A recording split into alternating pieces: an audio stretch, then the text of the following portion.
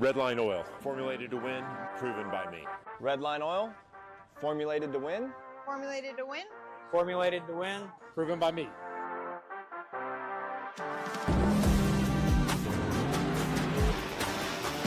Formulated to win, proven by me. Proven by me.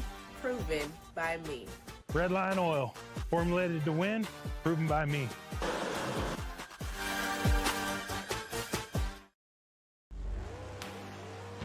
The number one source of friction in your engine is not what you think. Piston rings rubbing against the cylinder walls generate more friction than any other part of the engine. More friction and temperature means more wear and less horsepower. Fortunately, the team at Total Seal knows how to reduce friction and wear through innovative piston ring design. If it takes a piston, Total Seal can build a better ring.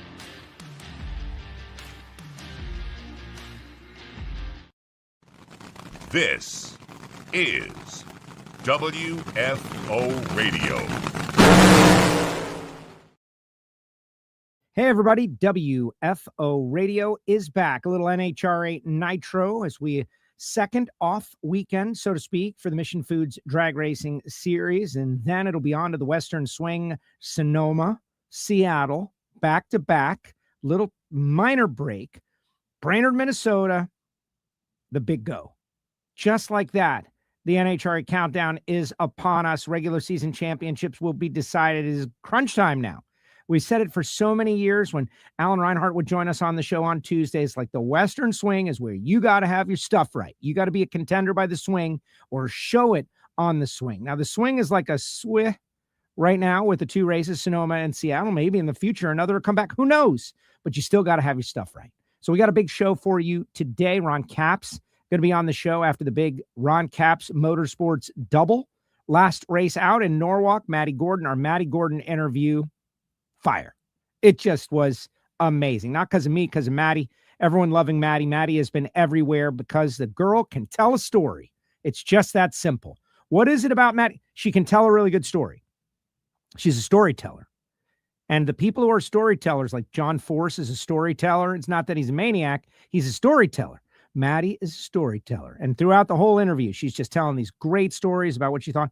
We're going to put Capps, who's a pretty good storyteller, to the test here on this show. Also, Sadie Glenn. Sadie going to be joining us. Sadie, a friend, has taken over the world by storm.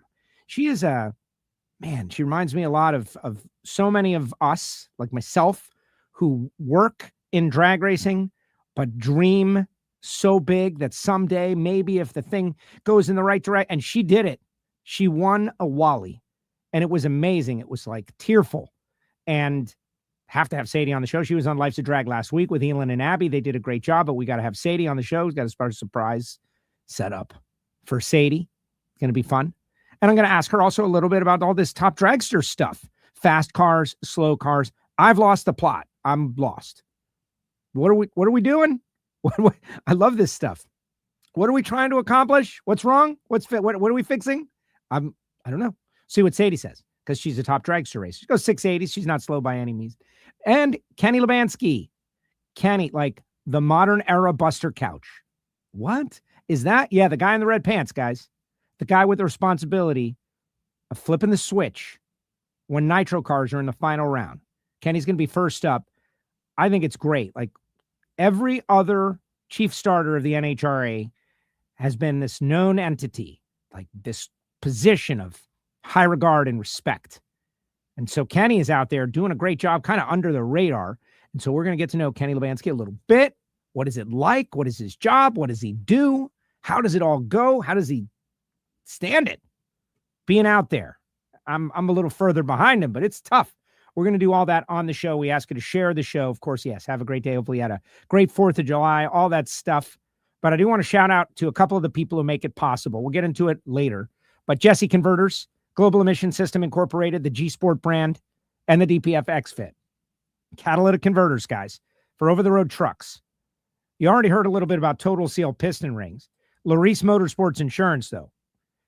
I didn't buy the company, but I'm definitely a client, and I like their product because I know my race car is protected somehow, some way from the havoc that can happen, to use another term, if you will.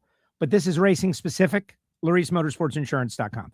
FTI Performance Transmissions and Torque Converters. Shout out to those guys. Paul Lee in a very rare position. Got a chance to win a lot of money. Redline Synthetic Motor Oil, HusseyPerformance.net. Shout out to Hussey.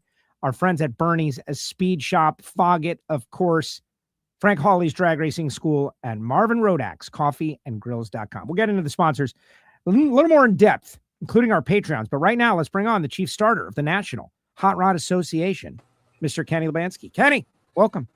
What's going on, Joe? No red pants, Kenny. I thought we had an agreement. Not right now. Not right now. All right. Those are for race days. I got it. I'm kidding, of course. But you get to wear like the throwback scheme and the whole safari this year, the starting line crew. That I think it's a brilliant idea, and the fans have responded, at least the ones I've heard of. What kind of response have you gotten to the starting line crew and your gear this year? Everything's been positive. I mean, when we came out in Gainesville, people were really happy about it, honestly. It's probably been, 31 years since anyone's had red pants on out there. Every race we go to, a couple drivers, fans, during the track walk will come up and give some compliments, and they're really taking to it. So I hope it's something that's going to continue when we move on to further seasons. You're a must-have selfie. You got to have the selfie with Kenny on the starting line. All right, let's. People are already chiming in. People from overseas. Greetings from the Netherlands, from Danny and Aga from DHRA. You've got fans from across the pond. Yes, they came over a couple of years ago and worked with us in Las Vegas in the spring. Is when I met them, actually. And then last year, someone came over that they knew, and they sent a timing shirt from their association to me. So I owe them one back, probably one of the new white ones. There you go. And look, there's a conversation between them like, hey, were you at Santa Pod? All that. The drag racing community extends beyond our borders. That is certain. Oh, absolutely.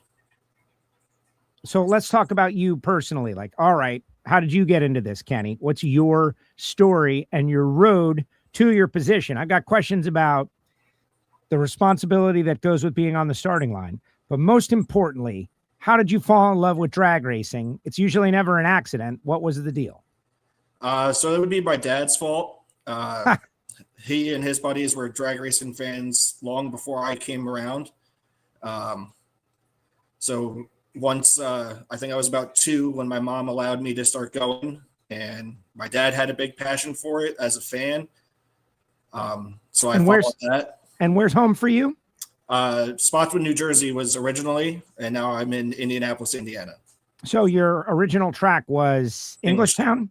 Yep. Yeah. So many spent a lot people. of time there. Wow.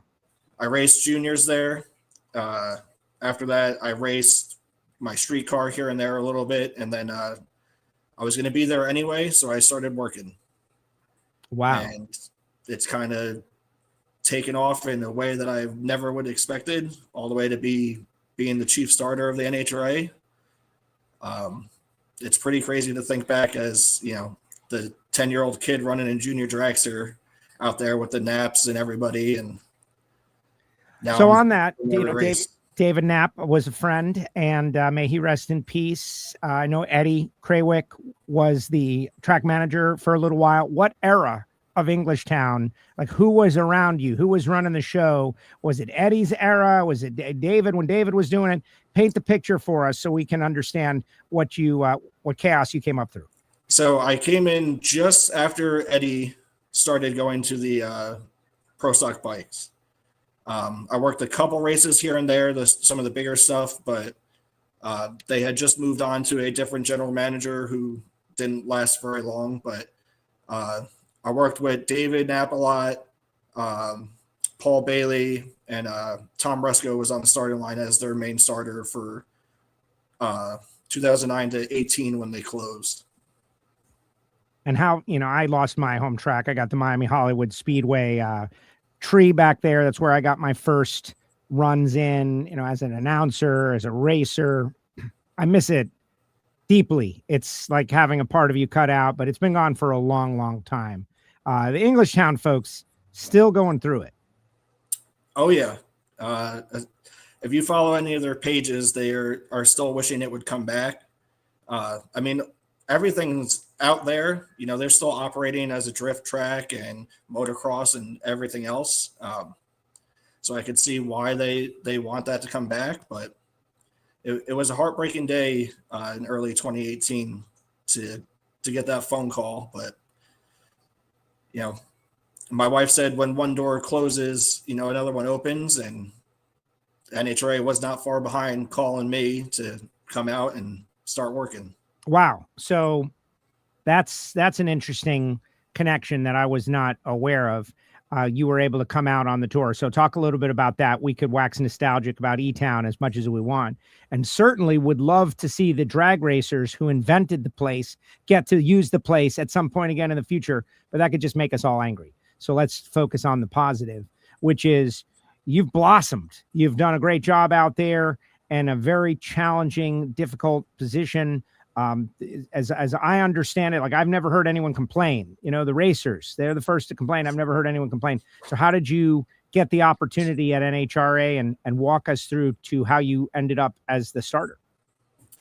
So I started in Division 3, which is the mid-north central area, you know. Yep. Indianapolis, Norwalk, Will Tharp, division director. Yep. I did that for about 3 seasons. And then 22, I got the opportunity to come over to the national side as the assistant starter. And just kept working and doing what I love. And somehow, I guess PRO was very happy with me, and upper management in our company decided that they wanted to go this way. And last year in 25 was my first season leading the way for every national event. And then in Gainesville this year is when they debuted the chief starter position again. So that was a pretty big deal. A big deal. I'm thinking about Buster Couch and Rick Stewart, and Mark Lyle was a great friend. May he rest in peace. Passed away saving someone's life. Like amazing. Mike Giddings. This is a very rare position, one of one in NHRA. And I'm sure that they, you know, like to bring back the chief starter position, they weighed that very carefully. What goes into the job, Kenny? Talk a little bit about what you're doing up there. You're leading a crew. There's the whole safety safari as part of it, but whatever that you are able to share with us, so we understand there's not just a guy flipping a switch on the starting line. You're the leader of a team out there in many ways. Yeah. And some people think it's just flipping the switch, but that's not all that goes into it. Probably the first 100 foot is technically my area of expertise, but you know, I help in with all the track prep decisions and trying to make sure that we're going to have a safe and good racetrack. I'm always just watching the cars, you know, watching the racetrack itself is the best thing you can do to figure out if something's wrong, because if something's coming out of that car, it's going to be on the racetrack. You know, Dallas Glenn had an issue last weekend in Norwalk, and he's coming back, and I could see a couple specks of something. And as he came past me, there was just a big puddle of fuel. So, you know, fuel, maybe not that big of an issue, but when it's pouring out of the car like that, you can't let him go down. So we're always looking out. Safety is number one. Performance of the track is number two. And you just go on from there. Yeah, that right there is what I want to get into, in that you bring these decisions home, I'm sure. Sometimes when it's a tough decision, you got to cut someone off, and Buster got a lot of fame for that, but I'm sure he carried it. Before I tell you about that, though, you got people shouting you out, man. Moody Drag Racing Chronicles says, "What's up, Kenny? Friday nights under the tower, E-Town for life." This guy, Fast Eddie, ran juniors from 97 to 03 out there at E-Town. Great hearing from Kenny. Says Troy Hall. C5 Pete raced E-Town up until 2008, and from 2008 until it closed. Englishtown has left a huge mark on the sport of drag racing. It was a big event, you know, probably one of the big 4 at the time when we were running over there. We never had the official final event. We did the 2017 race and thought we were getting another one. And February of 2018, we got cut off at the knees, and they probably deserved that final moment. It would have been huge, but what can you do? Life what can you do? It would have been too crazy. People would have been cutting things apart, and they've been blow torches. They would have been taking the scoreboards. They would have been walking out with the scoreboards. It would have been crazy. I might have been one of them. Me too. You get a second tree back there. So someone wants to know if you apply for the job of starter. I think that's the kind of job where they come to you. And can you talk about that? How it went down? Yeah, I mean, that's kind of how it went. When I started working at Englishtown, every year that the divisional would come through, I would hand Dave Moan my resume. And probably by the 3rd or 4th year, he was like, I get it, Kenny. You want to do more work. Englishtown really liked having me there, so they didn't want me to do too much of divisional stuff. So nothing really happened until the doors closed. And it was probably within the week after getting the call that they closed that Division III called me to go out there. So I packed up the car, my wife, and we moved to Indianapolis and did the division stuff, which I really enjoyed for a couple of years. And then when I got the opportunity to be on the national side as the assistant starter, things just panned out the way that they were going to, and now I get to wear the red pants. It's just like that, kids. All you kids out there, you want to know how you get a job. This guy just laid it out, right? Let him know that you want it, right? He told Dave Moan, to the point Dave Moan maybe was a little annoyed, but he got the message. And then you moved. Oh man, I don't know if I want to move. Then you don't want the job. You moved to do it. You brought the fam. That's great. All right. What makes a good starter, Kenny? What are the skill sets? What's the skill set that you employ that you believe makes you a good starter, or would make, because local tracks, maybe they'll watch this and maybe they're trying to coach up a starter that needs to be good. What advice would you offer?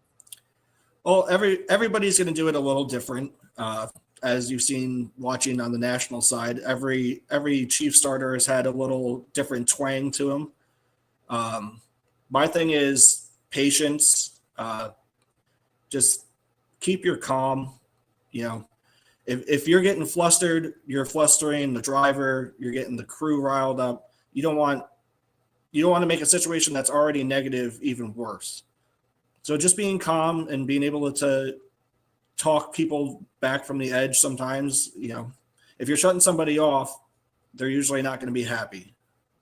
I've had some pretty rude things said to me sometimes, and you don't want to fire back and get people more fired up. So you just got to be patient. You got to pay attention.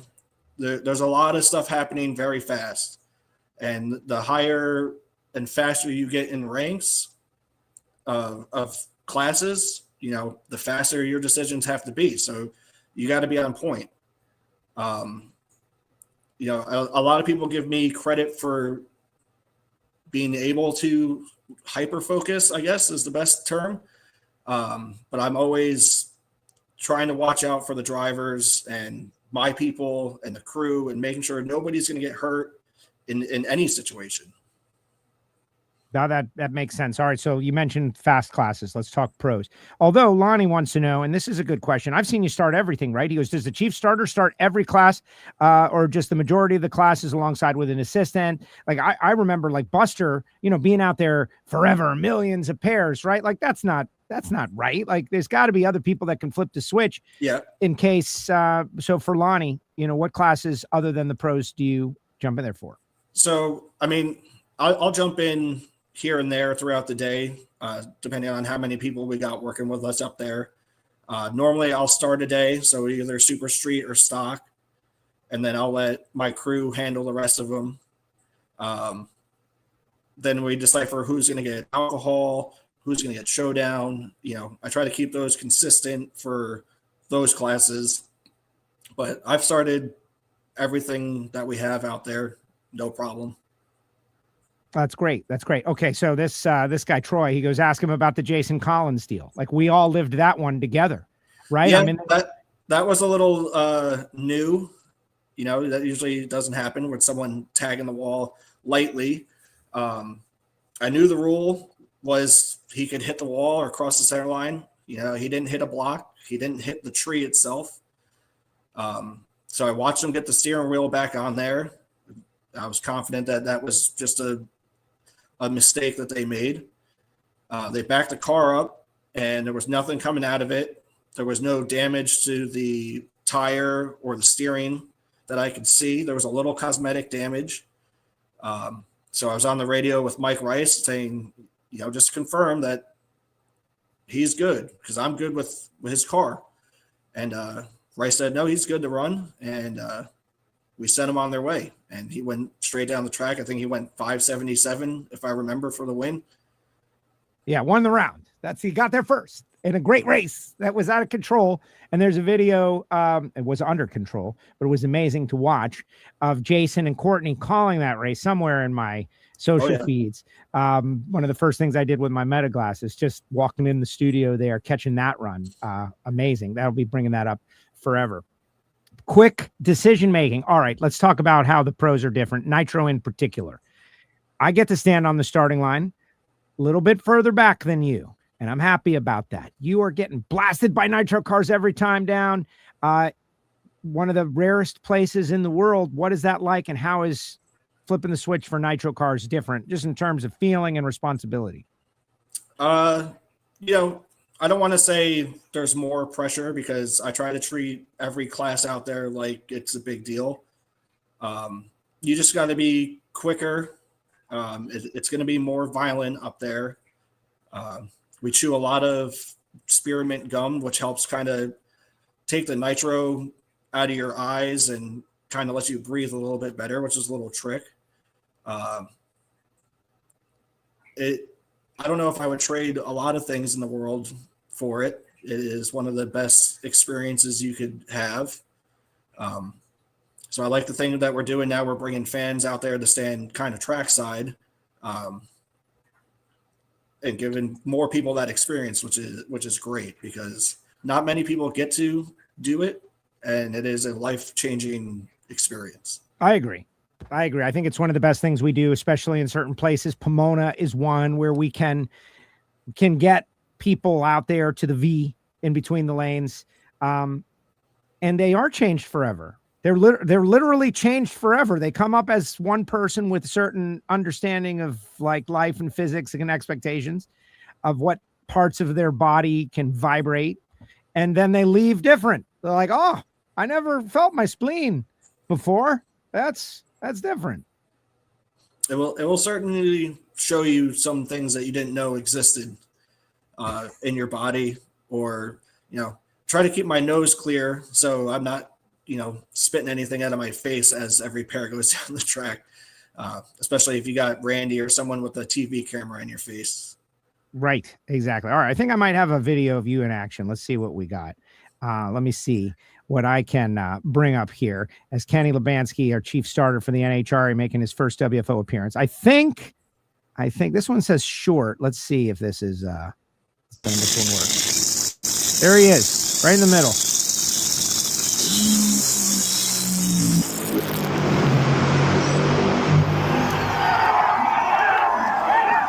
Matty Gordon, historic first win. First win. And Ron is signing on. In that moment, like you got to do the same thing every time. Can you share with us like how you process the lights coming on and the flip of the switch? Is that something you can share? Yeah, I mean, if you really get to watching me, I kind of take the same steps over and over. I kind of walk the same circle, if you would.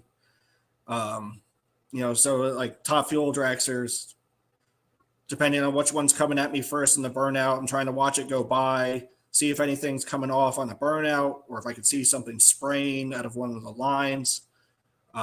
So watch them go past me, Then I'm watching them come back. I'm trying to look at the parachutes, make sure there's no pins left in them.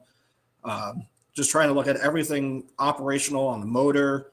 If the car's a canopy car, making sure the canopy's closed. Just trying to look out for them if they didn't see something during their turnaround or something got forgot. Just trying to pick up the slack for the team, So then they get back. I kind of look back at the track, make sure none of my crew guys are out there still picking up parts, make sure everything's clear and safe to go down. So then I'll kind of walk back into my position, do one more once over on both cars. Then I'm watching the crew chiefs. Then they'll signal to each other when they're good to go. And after that, I kind of focus in on the lights. And then once I see 2 pre-stage lights, I'm hitting that switch, and it's their game after that. Wow, that is awesome. And it's their game. I've been watching your thumb since you're coming on. Like, I'm gonna focus on this guy. Buster Couch, what do you say about Buster? I mean, he's a legendary figure. I never got to meet Buster, but I was aware of Buster and Rick Stewart and everybody, Mark Lyle, of course. You coming in rather recently, I don't know what connection you may have had to any of those gentlemen, but you certainly know Buster and his legacy. What does it feel like to stand in that spot? It's a huge honor, honestly. To do it even before the title change was one of the greatest things that I've ever gotten the chance to do. And to get the official title and to put on the red pants is a really big deal. It means the absolute world to me. I love getting to come out and do this. And, I hope I'm making those guys proud that were before me. And I'm just going to keep working forward, and hopefully I get to do it for a very long time. That's my plan. Well, you're doing a good job, and I admire what you do, and I appreciate what you do. And, everyone around there, Kenny is a well-liked guy out there, and in my estimation, and nobody's told me anything. Is there anything that we didn't discuss, that I didn't ask? I didn't ask the right question. Oh, you got to know about this, Joe. Is there anything that we didn't cover that we needed to? Not off the top of my head. I'm always open to doing more shows if we got more questions, or if people start asking stuff after this and we got to get together again. I'm always game to do that. All right, here's one before we got Ron queuing up down there, but I'm not going to bring him and you on, so there's no we can't be building relationships between drivers and chief starters. Got to keep those walls separate. But what's your decision process when drivers won't stage, i.e. a burn down? That's a good one, right? Because we love a burn down. The announcers, staging, duel, burn down, whatever you want to call it. I wanted to go a minute and a half, 2 minutes, 4 minutes, 5 minutes, not cool. At some point, the starter's got to do something. What's your philosophy on that? So, Nitro is a different ball game. You're probably not going to get too many of them, but sometimes you got to hustle somebody around. The other classes, it all depends on what class you're running. Everyone's got a different wait time that they could sit there before motors get hot, and you got to worry about engine problems or oil downs. I think my favorite one was back in Gainesville a couple of years ago during Pro Mod. It was probably 2.5 minutes long. I'm all for, if the racers want to play games, then you guys are going to play games. I try not to step in. If it gets a little carried away or we got to start worrying about that there's going to be problems, that's when you'll see me walk up and motion some people forward. But I'm all for, let the drivers play. This is their arena. I like it. We, the announcers, of course, we love it. I think I was on the mic for the one you're talking about. I love that stuff. At the same time, there's live TV, and is there a storm coming? You're factoring in all of these things that people probably don't even consider. We will have you back, Kenny. Thank you. I appreciate you coming on the show. What were you about to say? I was just going to agree with you on that. So. Yes. Yeah. Well, that's the thing that people don't realize. There's 10 factors that they didn't consider. Are we live? Is Fox going to go to the next sport at the strike of the top of the hour? Are they going to give us an additional minute? That 20-second burn down could be the difference with Pro Stock getting on the air, not getting on the air, being on like FS5. There's all these different elements that maybe people don't understand. Hopefully they understand a little bit more, though. Kenny, thank you for coming on the show. I'll see you next weekend in Sonoma. I appreciate you greatly, and I'm glad that you're the guy that wears the red pants as well. Thank you, Joe. I appreciate it. There he goes, Kenny Labansky, chief starter for the National Hot Rod Association. Great job. Appreciate Kenny. And yes, like I do my own job, but I monitor other people as well. Like, what are they doing? What's going on out there? What's this person's job? Or is this person doing a good job? And Kenny is well loved out there, and I appreciate him for coming on the show. Ask him about his cat, Nacho. I encountered the cats before he came on when we did a test. I met Ash. I met the cats. He's a cat guy. I'm a cat guy. We got that connection as well. All right, Ron Capps coming up next. We're going to talk about Matty Gordon. And also Ron Capps won something. What did he? What was it? Maybe we should all just leave. That was Capps' last thing he said to me before I talked to him now. He's like, maybe we should all just leave. When Matty jumped up on the stage, a great moment. We will talk about that. If you're a fan of Ron Capps, or if you're a fan of Nitro, if you're a fan of drag racing, I ask you to share the show. If you're a fan of your own equipment that you worked so hard to build up and save for, you should be a fan of Larice Motorsports Insurance, because these guys cover race cars and racing equipment. They wanted a product that didn't exist, so they created it. What's more American than that? Holden Larice and the guys at Larice Motorsports Insurance. Your truck, your trailer, the racing operation, the trailer, all the tools in it, your golf carts, your stuff, they can cover that. And they can cover it at the track without all the exemptions and exclusions like, oh, sorry, it was on the lift, or you had race fuel in your racing trailer. We don't cover that. Larice Motorsports Insurance will write you a policy. Give them a call. Tell them you heard about it on WFO radio. Hey, Holden. WFO, Costello's is talking about you. Larice Motorsports Insurance.com. And that way, you don't ever have to fear if your racing equipment is going to be safe, even when the craziest things happen. That's Larice Motorsports Insurance.com. We'll be back with Ron Capps after this. For more than a decade, FTI has strived to become the leader in the aftermarket performance transmission and converter industry. We've joined forces with McLeod Driveline Components under the leadership of Top Fuel Funny Car pilot Paul Lee, and now have a larger distribution network, more resources, and more power. Come see us in the pits and ask how you can join the FTI family. It's not cheating, it is the competitive edge. Drag racing fans, check out Drag Race Bracket Bonanza. It's the free, family-friendly fantasy bracket game. Now, after final qualifying at every national event, you can fill out your bracket for all the pro classes. It's free, easy to click on your picks. If you need some help, just hit the randomizer button to fill in the blanks. It's for fun, stay engaged, and pick your winners today.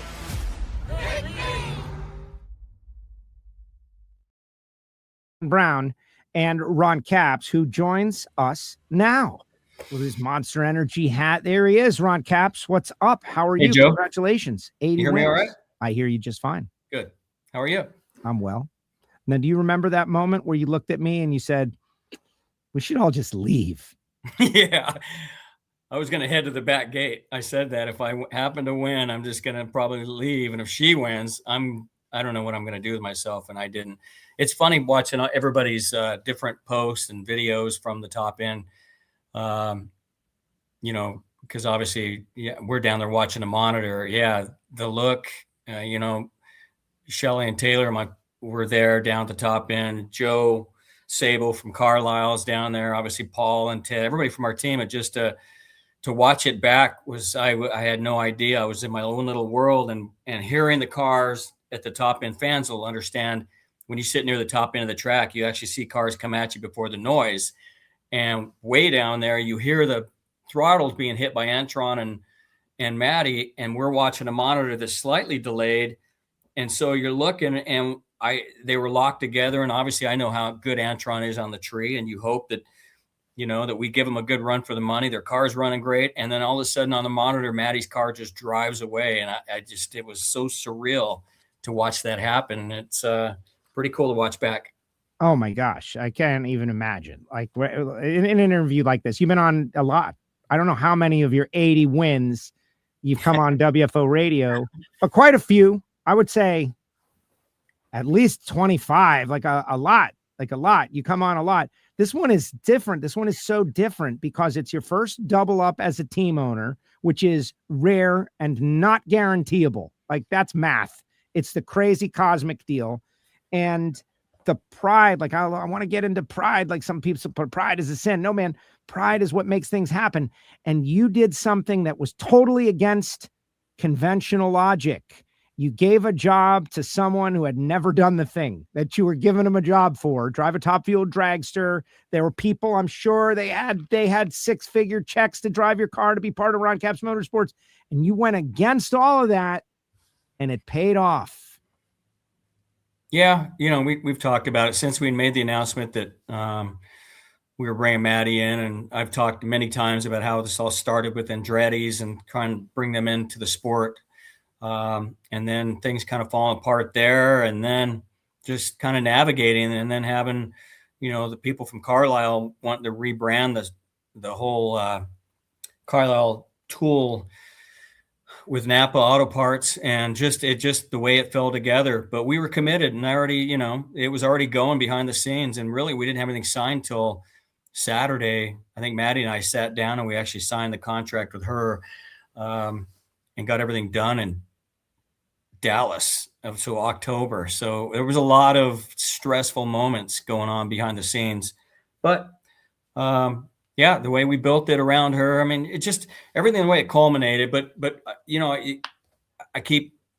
a lot of Maddie out there, and there's a lot of excitement with the fans and Maddie, but you can't discount what Rob Flynn and Troy Fashing, Chuck Grosspitch, the whole team, we built. I've got a lot of young guys on my team, and you and I do the YES program with these kids on Friday mornings. Yes. Thousands of them sometimes on Friday mornings that come out from high schools that don't know what they're going to do. And we tell them there's so many good avenues with Napa and the Carlisle team and the apprenticeship and these colleges you can go to for 2 years, and just these options that kids have now that want to work on cars, be it, a hybrid or an electric car or old school cars, but rather than going to a 4-year college. And we preach to these kids that there's great options out there. But you walk in our pit area, and we've got a very young group in my team personally, several on my team that went through UNOH and UTI and all these colleges. But her team, we put together a super young team. One kid I know for sure junior drag raced with Maddie and had never worked on a car. So it was this, get Rob Flynn we wanted from the beginning, and then things didn't happen. He went over to Rick Wares, and so then it fell back into our lap. But Maddie and I have had this conversation, and it's not Maddie that beat Sean Langdon. It's not Maddie that beat Tony Stewart. It's really a good car. And I think Amanda Busick, we talked to her at the beginning of the Fox show. It's just, I said this is a win waiting to happen, but not really thinking, it was going to happen this soon, or the way it went down. And obviously she had to race some really good cars. We had the Spencer Massey matchup that almost didn't happen, where her day almost was done before Chuck Grosspitch got the car started there with Rob and the guys. So many things that just happened, but I want to reiterate how good our team is, and how I walk in that pit area, walk into Rob's lounge, and I have to look around and go, my God, I can't believe I own another team. But it's cool to go in there and sit down and see the approach they're going to have, talk to Guido about our approach, and just watch how everything came together. And it is much more. Maddie's obviously doing a great job at everything she does. We knew that, and I knew that. Some people are. Did you though? Genius. Did you? How could you know that she would be that natural with the media, the storyteller? I don't know if you heard at the start of the thing. I watched. We put up some clips from her interview last week, and just the storytelling ability that she has. Like that's it. Like quantifying it for others, even like you need to be able to tell a good story when you're in a drag race car, because no one knows what it's like, man. We can't feel that. Yeah. You got to tell us. You got to tell us the story. And that's how Force became famous. Yeah. Elvis. He saw Elvis at 1,000 foot. What? What do you mean? Yeah. He told a great story. And she's got this ability to bring you in the car with her. Yeah. That's what's unique. Well, if you talk to her, she's going to tell you, we spent a lot of time talking about her first runs or how it's going to feel well before she got her license. I mean, we had a year to build up to this. And interviews and the way I wanted her to drive the car and things I liked and didn't like from watching people that I thought were great drivers and the way they were off the track. There's so many billboardy interviews out there that are just, you know, we used to joke about it, but Mark Martin was like, he'd get out of the car back in the day in NASCAR. I love Mark Martin, by the way. And he would just rattle off the sponsors. And it was like Kenny Bernstein, great about rattling off the sponsors, but you tone that out a lot of times as a fan. You've heard it, you know it, you see it, right? You see all the stuff they're wearing and we're wearing. And so we wanted to leave her. Listen, Snake hired me and I never had to go to school for media. And he never asked me to, nor did any of my sponsors. And we wanted to do the same thing. And I had you, I had Bruno, I had so many people when this was building and we knew we were going to hire before we even announced a sponsor, pull me aside and say, do not change her. Please do not change her, which I didn't plan on doing anyway. And so to answer your question, she reminded me a lot of me, but she reminded me a lot of Blaine Johnson and the way that she is around the car, the way she drives it, the way she feels it. If you talk to Rob Flynn, he's going to tell you, because I hear him telling people all the time that he cannot believe the feel that she has for a car and the things that she notices and relays back to the team is unbelievable. And I used to have that told. Roland Young used to tell me the same thing. And so I know Blaine was the same way. And so a lot of drivers out there, I'm just mentioning those few things that really caught my eye. And I knew that she'd be great. I knew she'd be great at just being herself. And I knew she'd be great in the car and around the car. So the rest of it just comes. I mean, she obviously messing around. I walk in the trailer early on, 1 or 2 races in. She's with our new kid that builds the engines, and she's helping him build the engine. And then that engine went in the car, and I think they ended up beating Tony Stewart at whatever race it was. So how many drivers in the pit area, including myself, got to put together a short block that's going to go in the car that you're going to drive 330 and beat one of the biggest legends in the sport? So just little things like that go on behind the scenes that fans don't even know about. And I knew it. I knew that she'd be great. It's fun to watch the fans sort of get to know her a little bit more. Yeah, well, you deserve it. You do. I know, like I ask you about this all the time, but it's true. It's counterintuitive. You went in a different direction. It's paying off. Hopefully others will do the same. But apparently you also won something. So I guess we got to talk about Cap's win as well. I know, right? Right? do you ever get to talk about yourself anymore? You have to win. No. And I've said this to you too. I'm okay with it. Trust me. I'm okay when the cameras come around. You should see our media requests that we had last week from Allison, our publicist, and Jessica, of what Maddie and I did media-wise last week. And Maddie had a lot more requests, trust me. And this week, including your show, it is every day and it is nonstop. So News Nation, right? She did News Nation or is about to do News Nation. She did News Nation last week. It's just been unbelievable to watch. And I love it. I love every bit of it. I love the fact that I won my 80th win. They had a banner and it went up on social media and I saved it and it's gone. It's like, it was so overlooked, which again, I am so okay with. I wake up every morning and I'm like, I can't believe that happened. I forgot that we won with a funny car. So Guido had a great post on Facebook and I want to share it. It's his personal page. My wife had to show me. I didn't even see it, but he just had a great post just talking about the teams on that side of things and Rob and how everybody came together. But again, man, we just got such a great group that we put together, and young, several kids on her team had never, I think the bottom end guy worked at a gas station. That was his only job before he got hired on our team. So it was really cool to watch these guys get hired. And it's just for all you kids out there or parents that have kids that don't know what they want to do, it's possible and probable that they can end up on a race team if they wanted to, or a great job. And we are proof. Our team is proof. Trust me. Yeah, I'm looking at Guido's post right now. Like more words that have ever come out of Dean Antonelli publicly in one spot. Yeah. Amazing. Just really good. And we will share that as well if he's cool with it. Let's talk about your round by round. But I want to put a period on that in that the youth, right? Like we want to know, we want young people to be involved and interested in the sport that we love. Right? Like, well, why don't the young people? And then you put like one of their own in front of their face and all of a sudden networks want them and the requests go up. It's not trigonometry here. It's young people like to see young people like themselves to know that they can do it too. Like, oh, that's sports for me. Yeah, oh. It's a different world than when you and I were younger. It is so crazy, education wise, but also the workforce out there, and so many opportunities that kids can go right to work.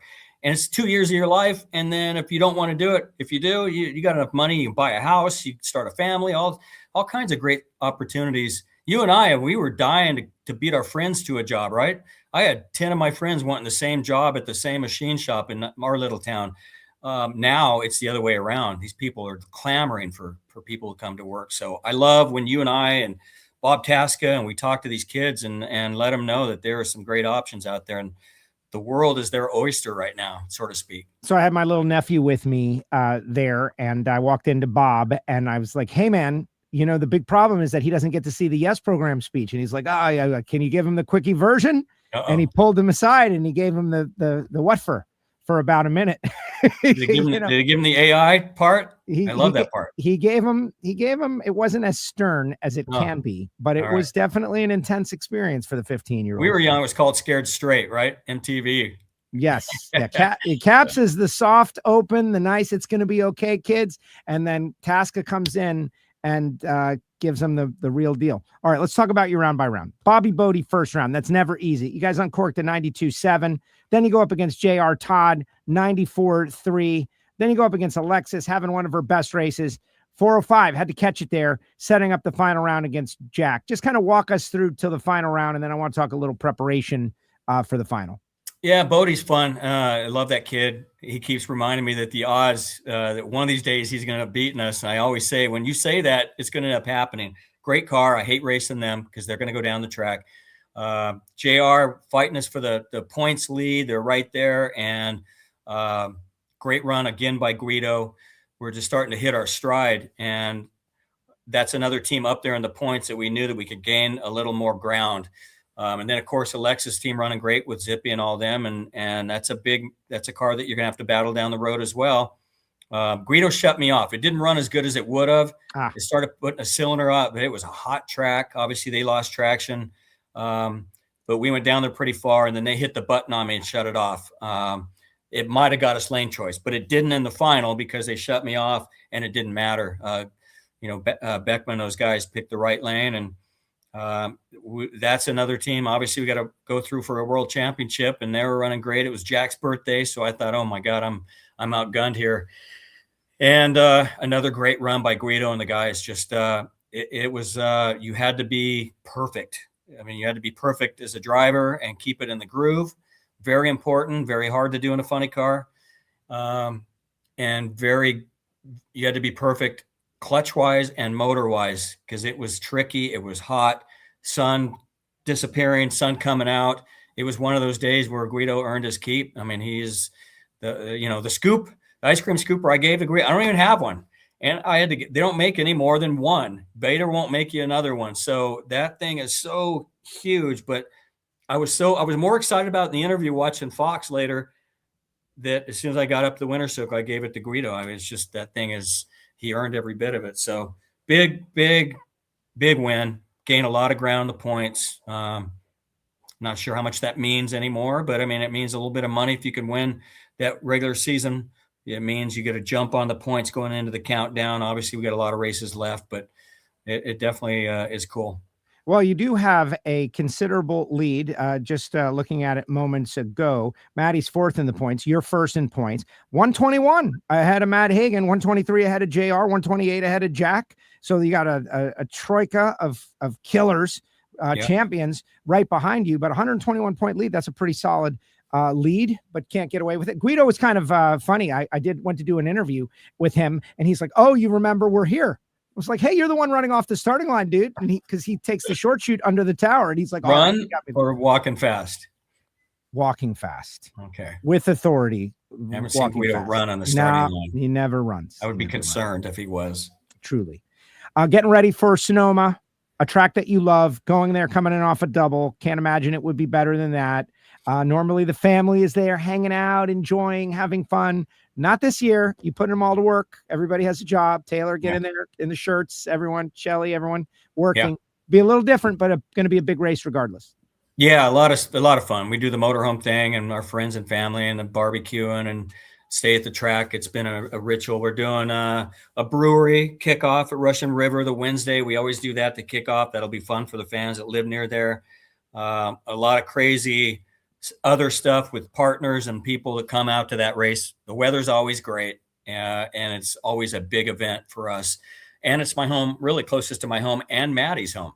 So Paso Robles and where I grew up, just close to where she grew up, is only a few hours south of there. So that's definitely a home track. I just got Nitro Mall is going to have a brand new shirt. They will have there at the tent for people going to that race and online of Maddie's first win. It's a very cool design. Taylor on our team designed a first win that they can pick up at our pit area and our kiosk right there, the Maddie will sign. So two really cool things the fans can get. The first win shirts are awesome, both of them. Fans are going to love that. So, and just kind of gearing up for the race day. It's a big event for us. So obviously you want to carry that momentum, and then it's back to back with Seattle. So that Friday night at Sonoma is probably, I always say possibly, it's probably the coolest qualifying session of the whole season. And it's the sun goes down and records fall, and it's a cool place. So you don't get much better than that 5 o'clock session going right into the 8 o'clock that night. So it's old school flames for the fans and very cool. So we'll see if we can extend the points lead. There you go. Ron, thank you very much. I appreciate you greatly. Congratulations on your success to this point this season. 80 wins. That is an unbelievable milestone. John Force, right? Like this guy, like incredible, but 80 wins. Let's not, and you got a lot more coming too. You got a lot more coming. So good luck. Hey, check it out, Joe. See that? Nikki Lauda. Hold on. See the Nikki Lauda picture? Yes. You will never guess who gave me that picture. And he actually took that and sent it framed. My buddy Whit Bazemore, who is a great photographer. Of Nikki Lauda? Nikki Lauda. It's a great close-up shot of him all burned up from his accident. And he sent that to Caden, my son, and we put it right up there. It's pretty cool. Obviously, Whit's a great photographer, and that was very cool of him to do that. People always ask when they see me in front of all this, what's that picture? So there you go. Well, there it is, a little Formula One crossover there, which we all greatly appreciate. And Ferrari back in the winner's circle again. 2 different cars. That's pretty cool. Way to go, Caps. Thank you very much once again. Appreciate you. Thank you. Ron Capps with us here on WFO Radio. His 80th win, but first as a team owner for Matty Gordon, and it's got all that cross-pollination. Doug Gordon as well, and the double-double, if you will, for Matty Gordon, Ron Capps Motorsports. All right, we got one more guest to go. She's going to be joining us just seconds from now. Sadie Glenn broke the internet, probably got more pub than anybody, except Matty, probably number 1, Sadie number 2. Caps number 3. So if you love the underdog story, if you love the person who dreamed big, who made it and got it and did it and accomplished, you're going to want to share the show for this one. And we've also got a little surprise. Hopefully it's still a surprise for Sadie. Before we hit the break, though, I want to remind you, Scott Bathurst was on last week. We announced the RL Shirt Club return, rlshirtclub.com. You join for a membership, and once a month, they send you a shirt. You don't know what it's going to be, but it's going to be cool. And that's the thing. And it's shipped to your door for like $26. You can't even buy the shirt for $26, and they're shipping it to your door. Go to rlshirtclub.com and sign up. And our WFO Patreons, they're going to get a shirt too, 1 a month. I gave away our shirt yesterday, and Bob H. from Ohio got it done. Congratulations, Bob. A tremendous victory for you, Bob. And I'm super excited. But when we come back, we're going to hear from Sadie Glenn. Going to talk about Top Dragster. What's up with the Top Dragster? We're going to find out after Looking this. to replace your OEM diesel particulate filter or diesel oxidation catalyst? Look no further than DPF XFit, a complete line of aftermarket diesel particulate filters and diesel oxidation catalysts designed as an exact fit OEM replacement with all makes coverage for light, medium, and heavy-duty trucks. With thousands of units in stock, we ship the same or next day, and be sure to check out our comprehensive reverse OEM lookup tool. Always new, never remanufactured. For more information, be sure to visit dpfxfit.com. That's dpfxfit.com.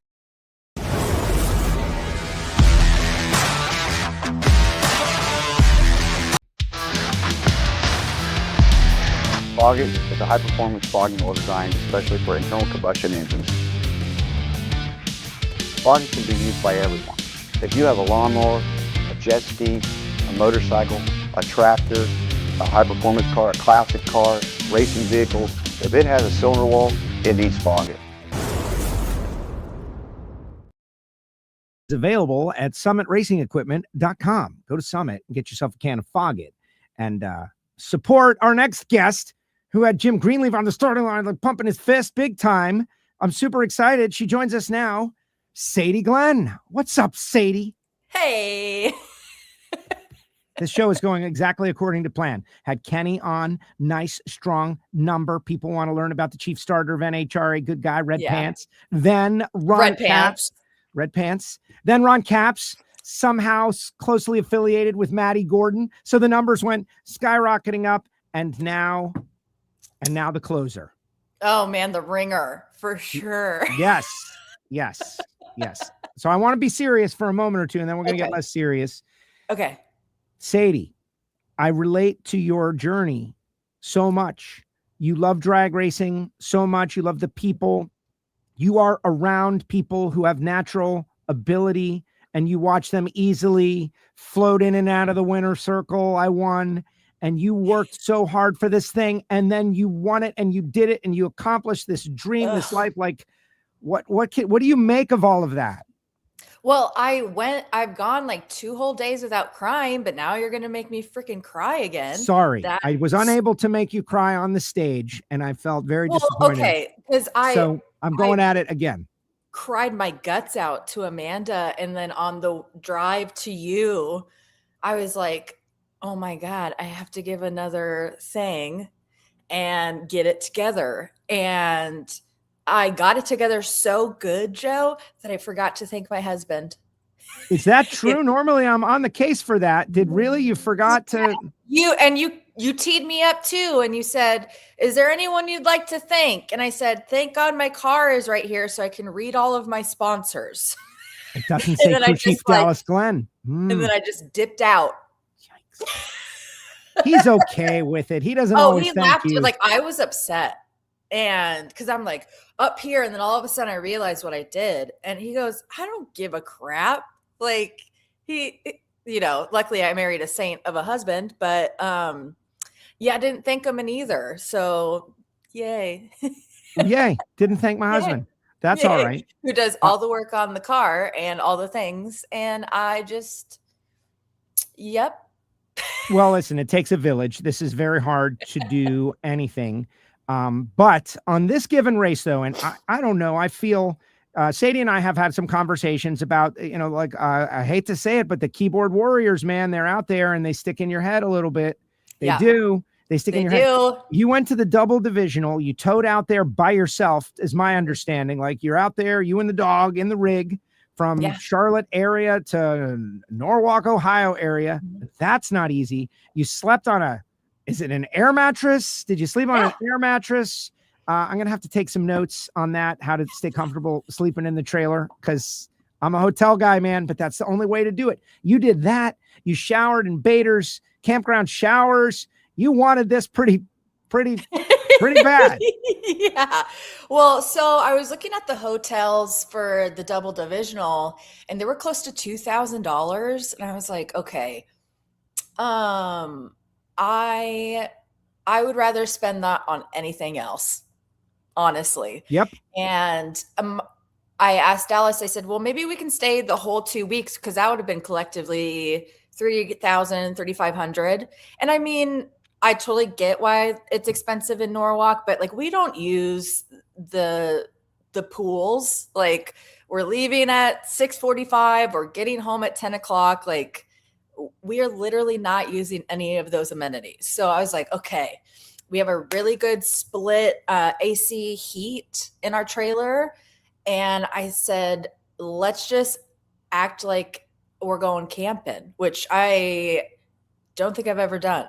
But I was like, I'll get an air mattress. I have AC. I bought an espresso maker. All the important stuff. Notice it, no toilet. I said, what do I need to survive? My lattes, mac and cheese. So got a microwave.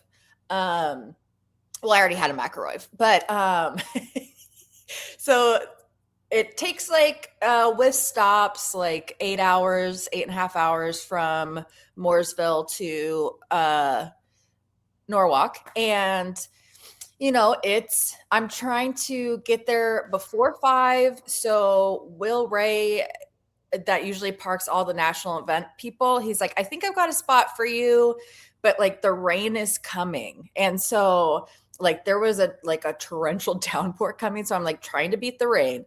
I'm trying to make sure Will doesn't get soaked in the process of waiting for me. And so I pull in and it's just starting. And I'm like, oh, okay, here we go. So I got parked.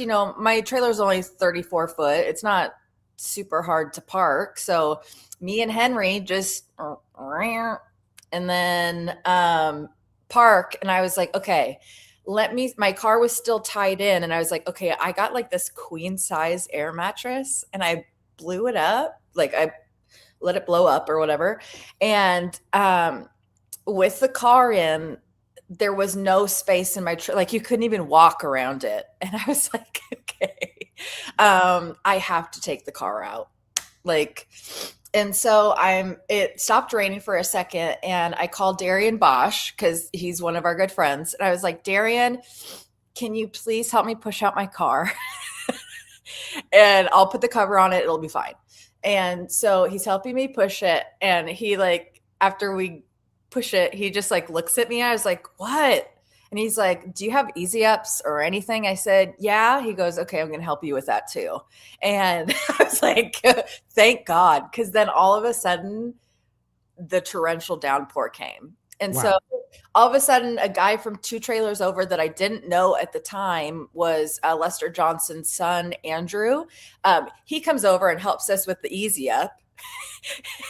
And we just looked so sad afterwards. And I was like, I'm going to get here and die of pneumonia because I'm so soaked. Like I'm going to make this whole trek by myself and my dog and I'm going to die of pneumonia the second I get here.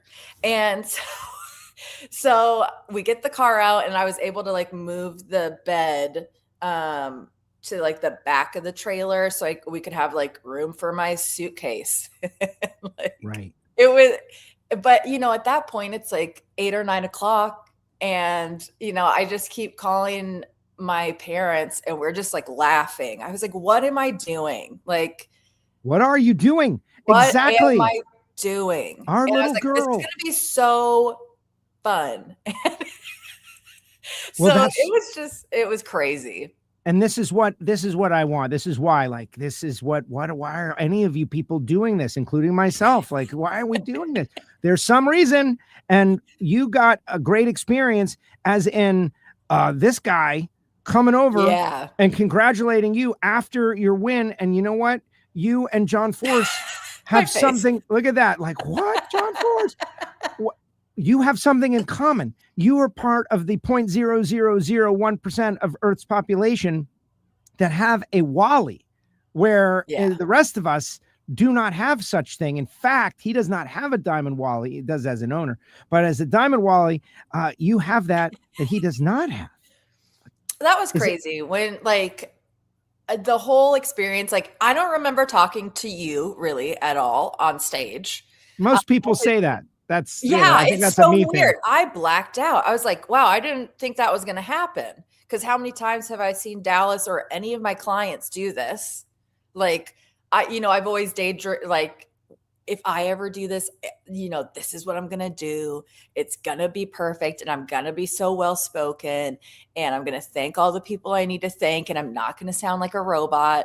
And none of those things happened. And so I was waiting for the winner circle, but I was parked in the lanes and they still have to run the pro finals. And so I'm trying to get out of Aaron Stanfield's way, but I'm kind of blocked in.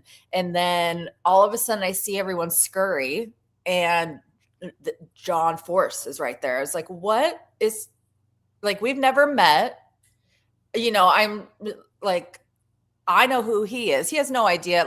He told when Dallas, his rookie year, he had a bunch of meet and greets and stuff with Dallas. And he every time he'd be like, you look like Brad Pitt.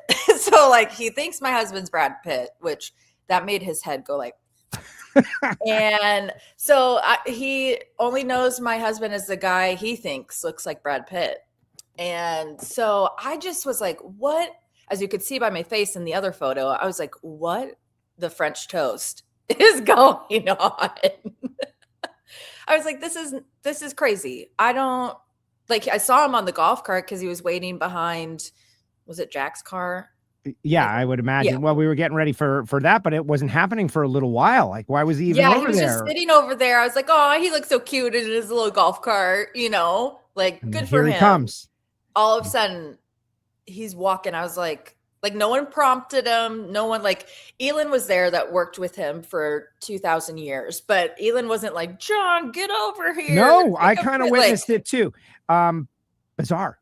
He's on the move. Look, John is going to do something. What's he going to do? He's going to congratulate Sadie. No, because listen, I think he does know you at some level. I think everybody knows you at some level, that you are one of these people that loves drag racing so much and are clearly doing it, man. You're doing it. You're out there. You're winning Wallies. It's right behind you. But listen, I wanted this interview to be a little different. You were on with everybody is great. So, you know, when I wanted something to be different, I have to call in another layer. His first return to drag racing since his unceremonial retirement. This is why my Wally didn't feel complete. Sadie. I figured I can't even get on my old show to say congratulations to you. I had to tell Joe Costello. Yeah, that's what I do now. Yes, that's crazy. Yes, and I initiated the call. Let's make it very clear, Jason Logan, that this you did. is. Oh my God. You did, Joe. Yes. I'm trying to take credit. Sadie, you saw that, right? Thank you. I'm so sad you weren't there. I was crying listening to your interview with Amanda. I was like, I started crying. I'm like, good for Sadie. I was like, I almost said a bad word, but it was so awesome. I'm so glad you. Who knew? Emotions. I love it. It's so great. I haven't cried in forever, and as soon as I turned the corner, because like all I could think of was, okay, like I'm parked on the left side of the track, so like how's this gonna go? And Cliff is like waving me over. I said, holy crap, it actually happened. I saw the red light, like I don't know why, but 10 seconds down the track, I was like, put your arm up. Yeah, you did the fist bump. As soon as I saw it, I was like, what? So let me ask you this question. I've been watching soccer. I mean, the World Cup has taken over everything. And after all these matches, whether you won or lost, people are still out there taking in all of the vibes of the fans and bringing it. How long did it take you to get out of your fire suit and put the car away after you won? Okay. So we did the winner circle, and then since I was parked on the left side, I was like, I really just we don't have a golf cart to tow it back. I need to drive it. You drove it back. You did the. I did. I drove it back, but I was like, okay, I can't go the long way, on the pro side, because I just raced. I just drove to the lanes. I drove over here, I don't have a ton of fuel left. And Dallas has Henry. And I was like, okay, I'll go as long as I can. And if I run out of gas, I'll just stop and then you can bring me fuel, I guess. And so I was in my suit obviously that whole time. And then all of a sudden we instantly started packing up, because Dallas, as soon as he's done driving, he loads up and drives his big rig home. So I'm like, okay, I know that they're waiting for him. And he's like, oh, I'll help you load a little bit. And I was like, okay, thank you. And so all of a sudden I was like, I have left my whole laptop and all my cameras and everything's still in the media room. I was like, that's a lot of money I have invested. I really need to go get that before they close up or this. So I still in my suit. Yeah, you still did your job. That's the whole thing. Like you had client stuff going at the same time that this was happening. I was like, what is going on? I was like, yeah, I need to get all my stuff.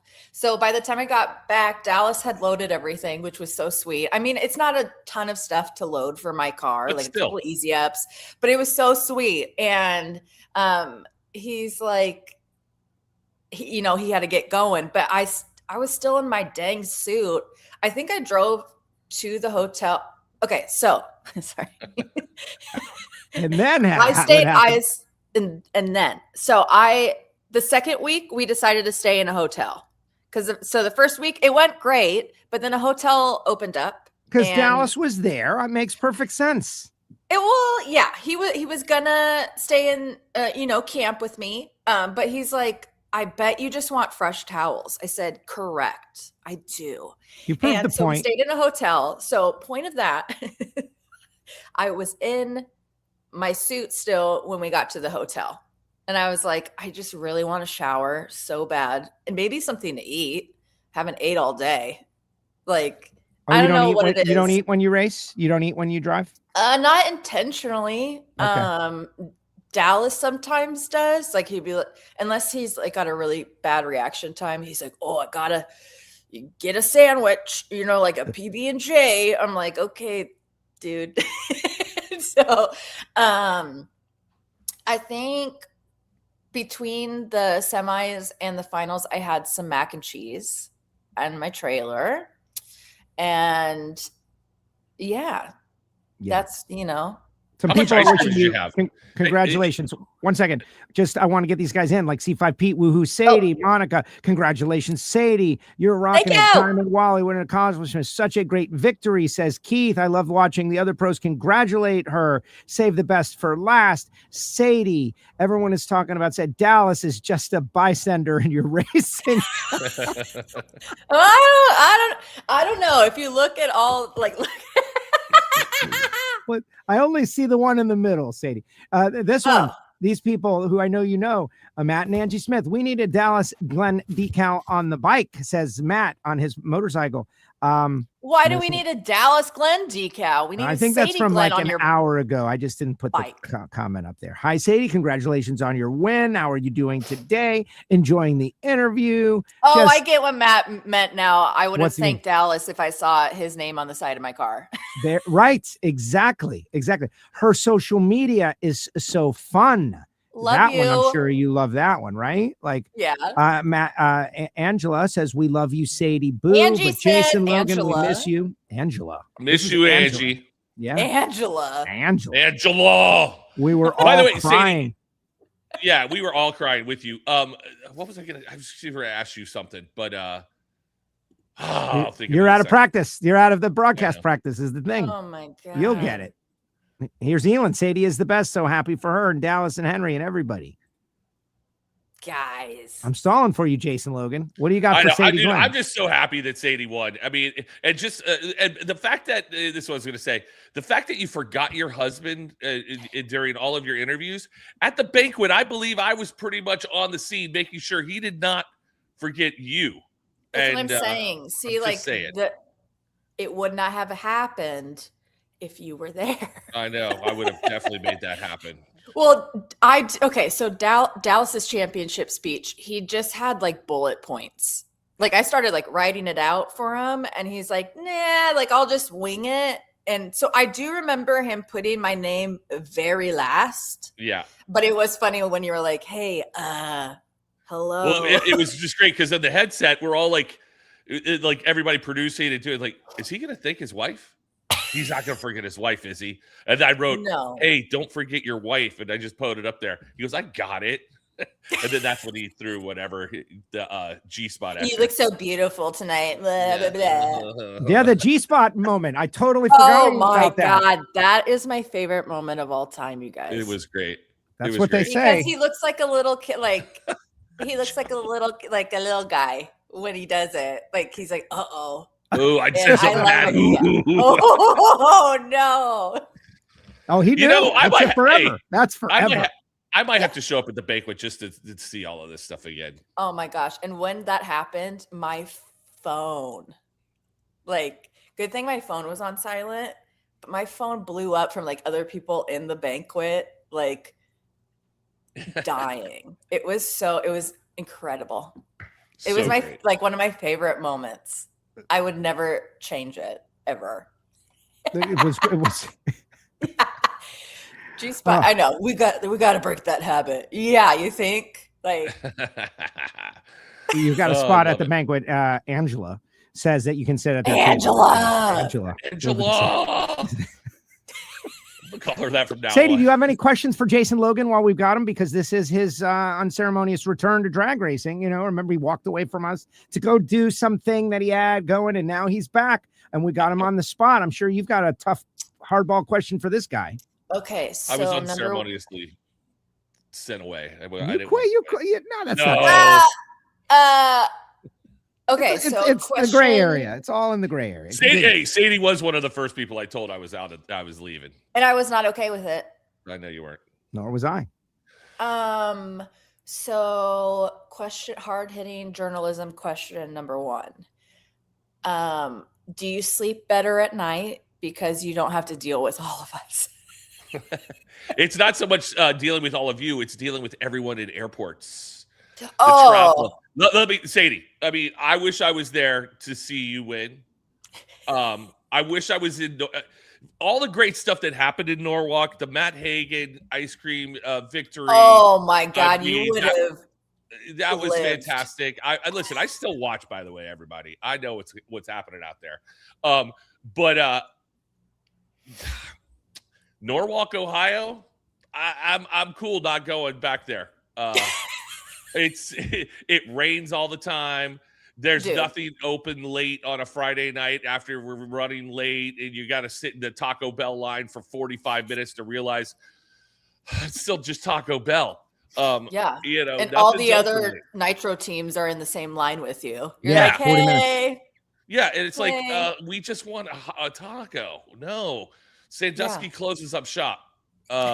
And Manny's, they still haven't figured out when we show up. Like, they don't know, like, why is it so crowded tonight? It's like, because the race isn't down. There's a race. Yeah, the same race that I talked to you about last year. Remember, I told you, like, why didn't you hire some more people for this race? Oh, yeah, we only got one server. You would think they would want to make a killing, you know, like bring the forces. Status quo. Let's just keep it rolling. The best thing about Norwalk is Summit Motorsports Park and Bill Bader and really his family. That's it. That's the reason we all go. Confirm those showers are so nice in there. They're only $6. And I was like, I mean, I have traveled with Dallas a few times and, you know, taken showers at Love's truck stops, you know. So I was like, I just need cockroaches not to be on my leg when I'm showering.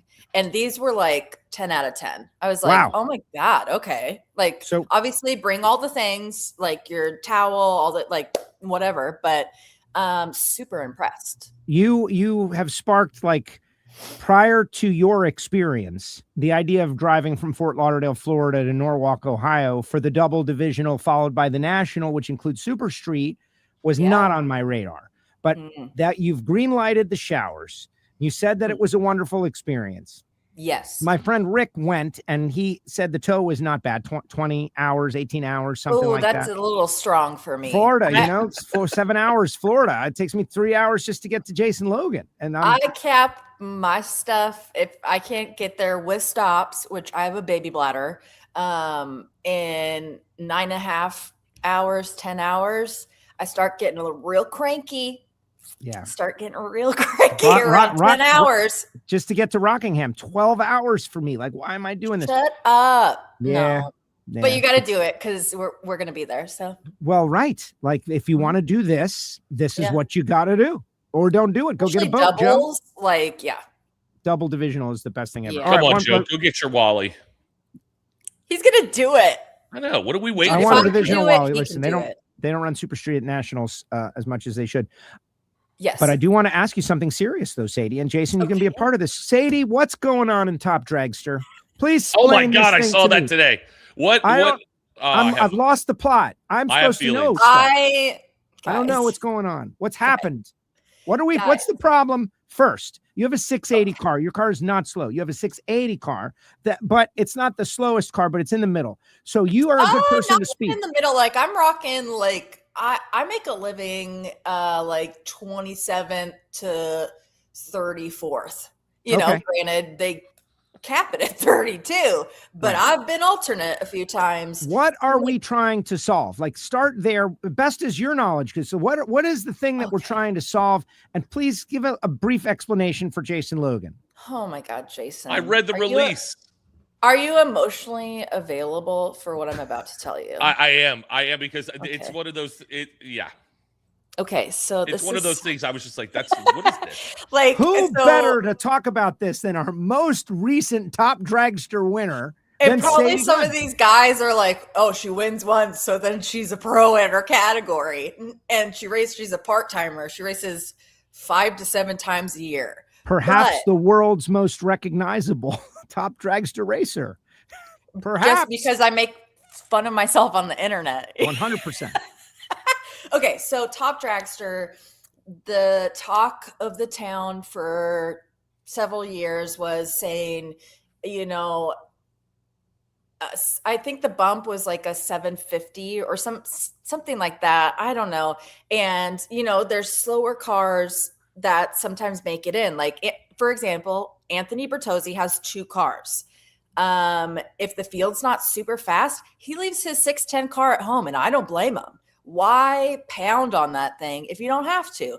And also, he's Anthony Bertozzi. He's kind of a bad dude. So he can race whatever the heck he wants. And so, I mean, I've raced in classes with Anthony in his 610 car or his 730s car. And so this was not a conversation 10 years ago when I was racing Top Dragster full time before I moved across the country with Dallas when he got the job. Like, maybe it's because I was in Division 6 and I was like a 740 car and I was running with my family, and it just like 610 really wasn't a thing yet. I mean, maybe like 1 or 2. And they never made it down the track anyways. So like you kind of always wanted to get them anyways. But, you know, since then it has evolved and people can, you know, print tickets in 610 cars, and that's freaking cool. But so the last few years, there's been a shift of like the 610 cars, I feel like are for some reason upset that a slower car was doing well, I guess. I don't know. It's really hard to interpret because I get both sides kind of, but I'm kind of more on like the slower side because I race within my means. I have bought my whole car myself through, you know, my business, and luckily being successful at that. And obviously I have sponsorships that have provided, you know, Goodyear tires, all this, you know, all this great stuff. But as a whole, besides the engine that Ken Black gave me, like I paid for all of that myself. So, gosh, where do I even want to start with this? Right. It's like, I don't understand.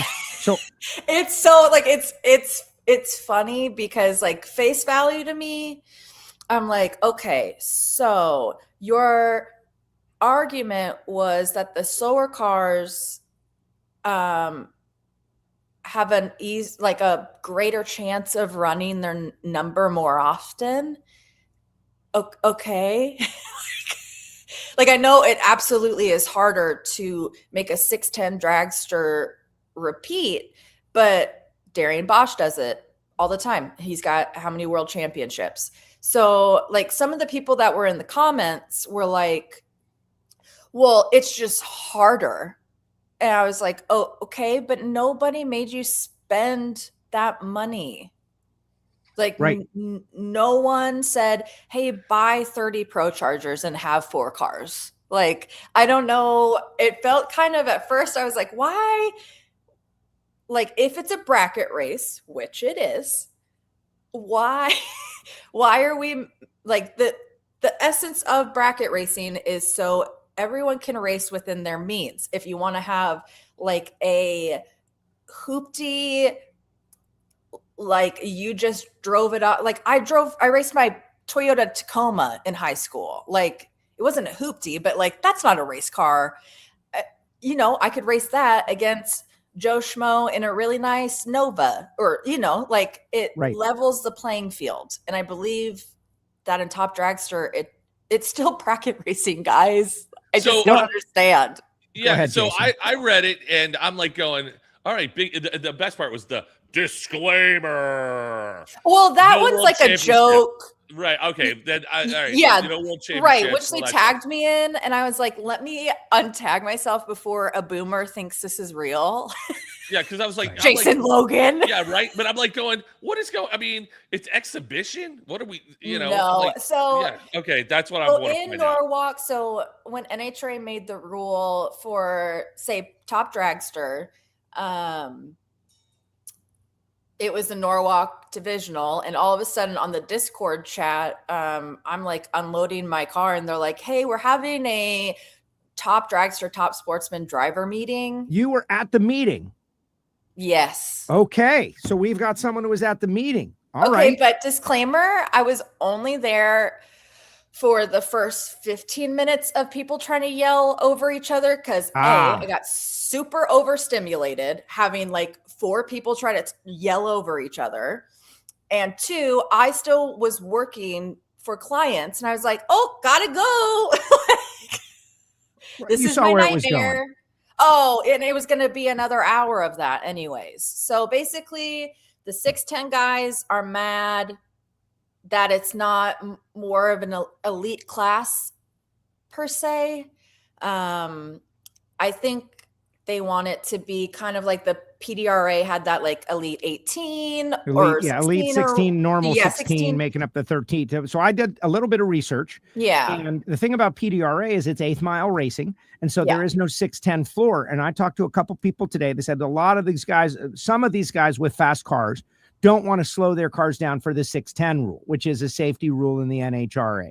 So they want to run as fast as they possibly can to the 8th mile. But those guys aren't going to run quarter mile. Because if they like quarter mile, they'd be running quarter mile. It's not like if we, my opinion is if NHRA said you could go bracket racing 580s, I don't know if these guys would. I think they want to run all out to the 8th mile and save their stuff because that second half of the track is really tough on the equipment. Now, people mentioning Mario, MKD pit reporter. I think he's doing a good job because whatever we're talking about, he's making it funny. Yes. And I'm so sorry if I'm rambling.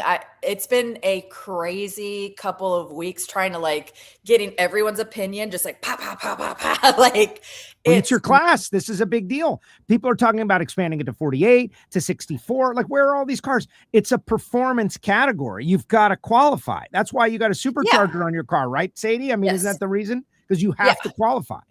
Right. And I take chances that I might not. But am I, fiscally able to? Maybe, but would it be responsible? No. Could I buy a Pro Charger right now? Yes. But the process of putting everything else to change it over would be crazy. Would I love a 610, 620 car? Absolutely. I would never say no. But I'm also realistic that, I'm a part-time racer. And that car runs like at the divisional, the double divisional and the national. I ran 686 to 688, except 2 runs, which were a 90. And then on race day, a 93 I dialed because the air was so gross. That car's printing tickets, which is the point of bracket racing. So I understand, it's really tough to gauge the mile per hour difference if you're a 610 car, but on the same end, it's very much the same when they're coming. Like if you think you can spot 30, 40 miles an hour, good for you. Like I cannot. So I just dial it pretty honest. And then I look in my baby mirrors, So, but with Mario, we're good friends. People are like calling like, oh, Mario's talking crap about you. I said, no, he's not. Yeah. Like he's doing it right. He's brought a lot of attention, like all joking aside, as you are the face of Top Dragster Racing, which every one of those classes should be thankful that someone in the class gets attention from Jason Logan. Like if you can make Jason Logan pay attention to whatever the class is, be appreciative. But Mario is doing a great thing. He is making people interested in Top Sportsman and Top Dragster, two awesome categories. And the fact that they're in any way having any trouble for any reason, bad fast door slammers and dragsters, period. What and if anyone knows those things, it's Mario and Darian. Like he's won championships in both, I think. I know that he has in Top Sportsman. I don't know. Top Sportsman, I think, is the deal. But regardless, he almost won like Top Dragster. He almost doubled up 2 years ago. Yes, that was crazy. Yeah, if I could be 10% a bad dude like that, that'd be sweet. Kids, he's a robot. He's one of those, he's one of those. He's so good. So, savant. I see both sides, but like the passion behind the 610 cars against the slower cars, I'm like, yikes, that's very intense. I agree. Very intense. And so, but I'm just like happy to be here. I'm like, hey, if I qualify, like, see at the finish line, I guess. But that's what's so great about you, Sadie, is because you've got a career doing something else, helping other drag racers do their thing. And then here you come out, hey, I'm going to just drive this little car down the track. Hi, sorry I beat you. See ya, bye. That's your attitude about it. Sorry, I just so happy to be here and that I qualified. Yeah, I'm gonna beat you now this race. I mean, golly. Is it time for 610 index? Pro Tree 610 index. No. I mean, if you want to have a separate class, but like, NHRA does not have a time. We don't to add another class, guys. No, it doesn't. No. There is no time. And so, I don't mind this that they adjusted it to 720. Like I was fine with it being 750. If you qualify, like if we're in Division 6, like when I would qualify going 740s, like if you get in, just who cares? Right. If you don't like that, you know that there's going to be slower cars or whatever, just don't go to those races. Like, I don't know what the. Well, it's an imperfect world. It's not going to be perfect. You're never going to get exactly I was like, everything you want. Keep rolling in with my slow stuff. Right. Well, I got a question now for you, Sadie. I got a question. Now that you've won a race, and now you've experienced the winner's circle with Joe Costello, what song did they play for you when you walked up? Did you, do you have a walk-up song? I don't think so. But I told Joe that I totally blacked out. So maybe they did. Did they not play anything anymore, Joe? No, I don't think there was any. If memory serves me correctly, there was no music because of the Norwalk speaker issue. Oh God, that was. So now speaking of blacking out, now I remember I had to kill like 5 minutes up on the stage just figuring out how to get rid of the echo, which you did so good, by the way. From like the behind the scenes thing, I was like, you could not pay me to have Joe's job right now, just at all. Hey, is it still echoing? Oh, yes, it is, and it sounds horrible. You're like echo. We'll be back. So what you're saying, Joe? Nothing's changed. Well, this was a very unique situation to those giant speakers that they have. It was. Yeah. Well, I've never heard it that bad. It was a special kind of thing. Yeah. All right. It's always bad there. This guy wants to know if there's going to be a Sadie first win shirt. So I think so. Like we're in the process of building a house, and so I'm like trying to be an adult, but there's only one first win, Sadie. Do it. Thank you. Yeah. I know, but like, would that totally be like egregious of me? And like, ooh, I won one. I'm so cool. Speaking of egregious, look what I'm wearing. Fire! Joe Costello is the king of egregious. Just go for it. Yes, you got to do it. Are you kidding? It's SR driven media advertising. I know. I don't know. I just don't want people to think that I'm too, like, I think I'm too cool now that I finally won one. I'm just excited that I finally That's our won job. one. That's why we're here. You don't have to think that. Some of the people, man, which Sadie, I'm getting better at not. How do you being decide an adult which is overrated? Thank you, C5 Pete.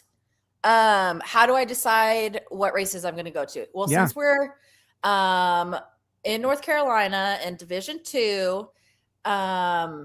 First off, Top Dragster doesn't run at every race. They run at like 10 nationals a year-ish. And so first off, I always choose the ones that are closest. I always try to do Gainesville if I can get in. If you can get in. Because, you know, I have sat all winter and I'm like, oh, I just need to race, blah. And so I usually just stick on the East Coast. But every time we go to Seattle, since that's where Dallas and I grew up, we always keep a tally every year on how many people like, well, why didn't you bring your car out here? 40 hours one way? Right. No. I'm not driving across the country. So it's right. It's true. But you are available. But you are available. She's going to take a nap until. Would you drive someone else's car, Sadie? Do you have a thing about that? Oh yeah, but okay. People don't typically offer me their cars. If the option is available, they're like, Dallas. I'm like, hi, I also race. Like, listen, I can confirm our audience. They say they will purchase. We now have 4 shirts. People are saying they will buy 4. Let's go. I'll buy one. Okay, that's 5 shirts. So I don't know. I don't know how you do that, but to be honest, I sent the classic graphic guy yesterday. Ideas for shirts. So Scott was on the show last week. Yeah, he's super nice. The RL Shirt Club, he's bringing it back. And so our audience is hopefully doing it. We gave away one to our Patreons, which is cool. The guy's been doing it forever, man. He's had personal connection with everyone. He's so cool. Like the designs. Yes. Yeah. That's the drag racing artwork. It's all about the art. Anything we didn't ask you about there, Sadie, that we need to talk about? Anything we got to mention before we part ways? Nope. Just like to thank my husband because I didn't. And I love him and he's super handsome and he's a saint, even though I think he's a little bit scared of me, even after 15 years. But that's how you make a good marriage. There it is. Sadie, how's the house coming? How's the house coming? Good. So I haven't been there all last week, and then I was gone for 2 weeks. But I think they're just doing inspection stuff right now. So they'll do the insulation. I don't know. This is the part I was like, I'll choose the design and all the fixtures and all the things. But as far as like building the house, like, you know what they're talking about. So that's you, brother. So be free. Spread your wings. Sounds like a reality TV show starting. Sadie picks the stuff. Dallas makes it happen. Hijinks I was like, ensues just in between. like you, because his family used to like flip houses and stuff growing up. So I was like, you know what they're talking about. I don't know what they're talking about. Like, I just go dead eyes, you know, when they talk to me. So I'm like, so Guys, it's going good. They said like mid-November they want to gauging for us to move in. Nice. There you go. I can confirm, guys, breaking news. This Angela person is in fact Angie Smith. I told you that, you wacko Jack. I'm just kidding. But she Angela, says she'll buy a shirt. 5.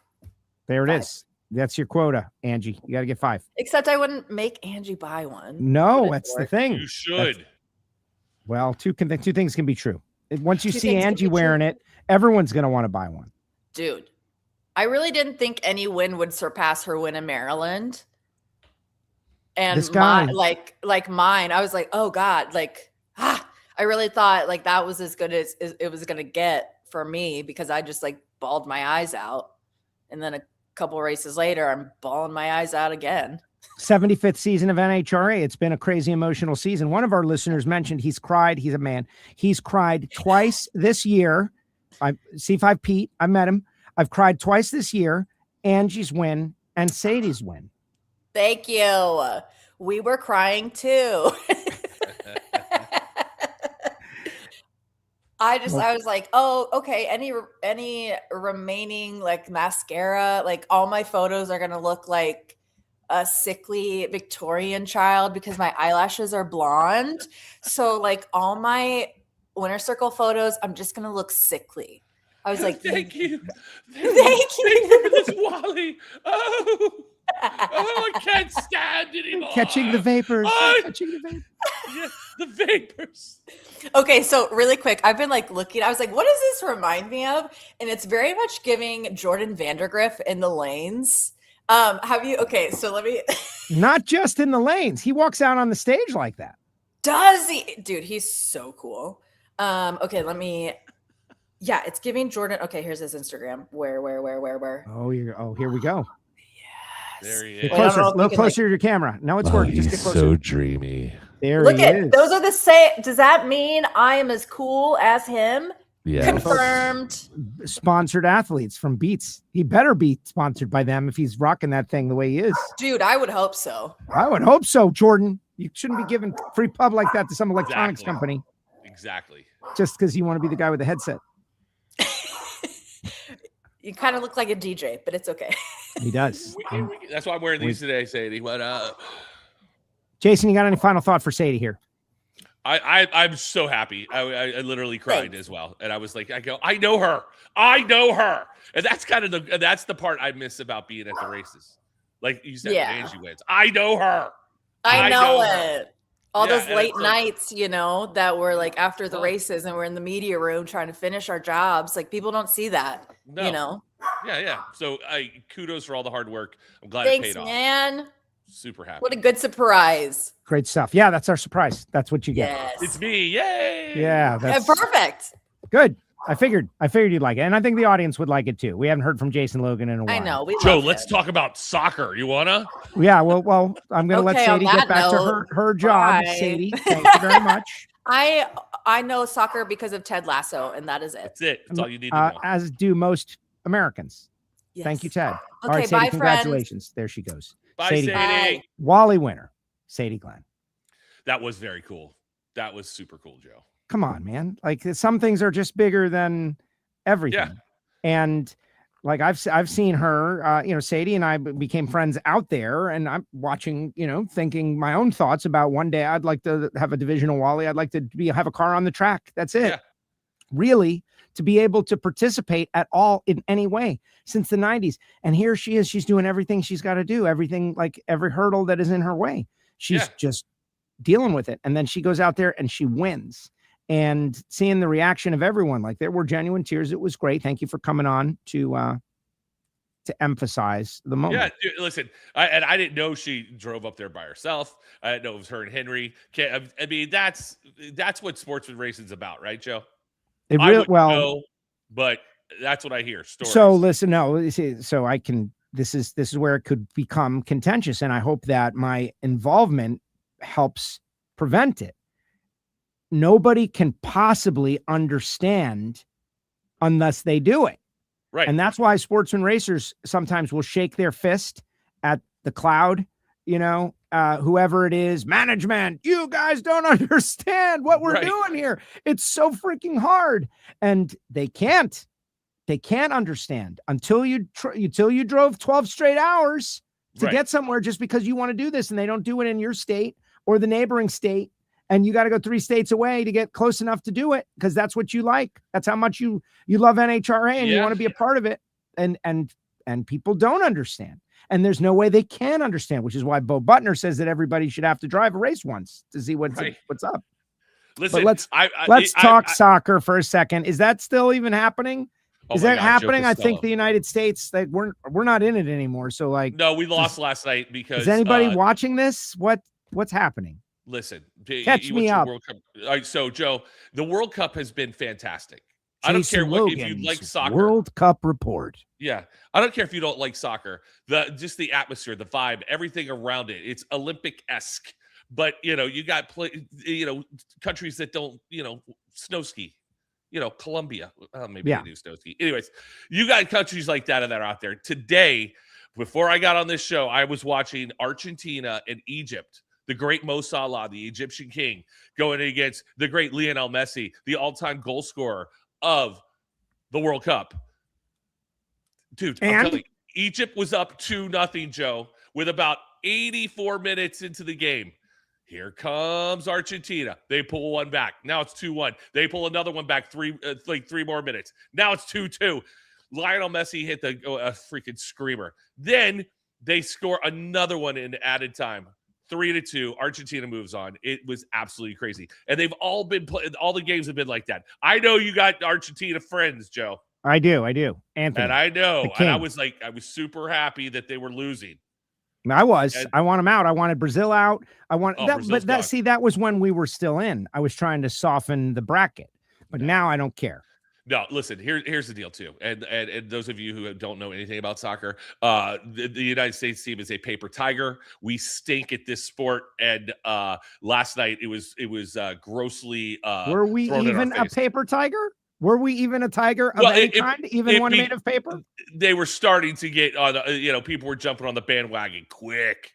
I was like, no, they haven't played anybody good yet. Wait till they play somebody good. And they tried to play pretty. Oh, I can't stand it. It's terrible. And the fact that Cristiano Ronaldo's out now, all the fun stuff's getting ready to happen. Had to have Lionel Messi stay in. Yeah, well, Messi. So as you may or may not know, but the games are being played right down the street. Less than 5 miles away. World Cup fever has gripped Miami. I was in the Miami airport. The Tartan Army was walking around. It's a thing. I like it. I don't want to. If I have to join a group, if you put me in like the people who are liking it and enjoying it, or the people who hate it like vile poison, I'm with the people who like it. I get it. I get the party nature of it, the nationalism, the pride, everyone coming here to the United States of America and enjoying and appreciating how great America is for our Waffle Houses and whatever the crazy thing that we don't even consider is special. Ranch dressing. Like, we don't consider that special. And these people are coming and they're loving our country. And like, come on, what's better than that? Now, that's the best part about it. Yeah. That's the best part about it.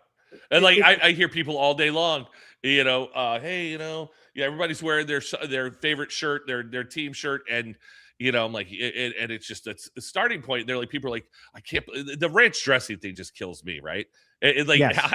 How would our lives be different if we didn't have ranch dressing? And you see these, people trying to shove it in their bags, going back to the Great American Sleepover. That's exactly what that is. I love it. Yeah. KZ Photography. Is that Krista? Yes. Because, she sent me she didn't send me. I acquired one of her fantastic photos of Kenny, which I did not put it up. Look at how great that photograph is. Fantastic. I hope that's Krista. But yeah, that's Krista. But yeah, so it's been great. It's a month and it's awesome. And then tomorrow you got France and Morocco. Oh my God, that's gonna be I'm wearing my Netherlands hat because that's my team. We got bumped out by Morocco. Joe. Yes, awesome. The Netherlands went out. Oh yeah, the NFL is they're squeezing your internet connection since you're talking too much about soccer. Are you happy? Are you good? How's the job? Job's good. It's hot. I don't know why I decided. Listen, I know why. It's 1,000 degrees outside. I'm outside. I'm inside. I go back and forth. That's where I work, right there. See, there's a boat ramp. I drive that car in the water. See, check that car out. I've been on that car. I've had that experience. I've felt going from driving to floating and what it's like. It's a thing. But hopefully, Joe, soon I'll be moving inside. There's all paperwork and there's all kinds of stuff for what I was doing. What I left to go do is taking a minute. So we're seeing how this plays out. So we miss you. You're missed. Fans always come up to me and I miss say, you guys too. Miss you. And it's exactly what you said. It's nothing about, I love the music Jason played. It's just like the people. It's the people again. Everyone formed this great friendship with everybody out there and we do this circus thing. We're all in the circus.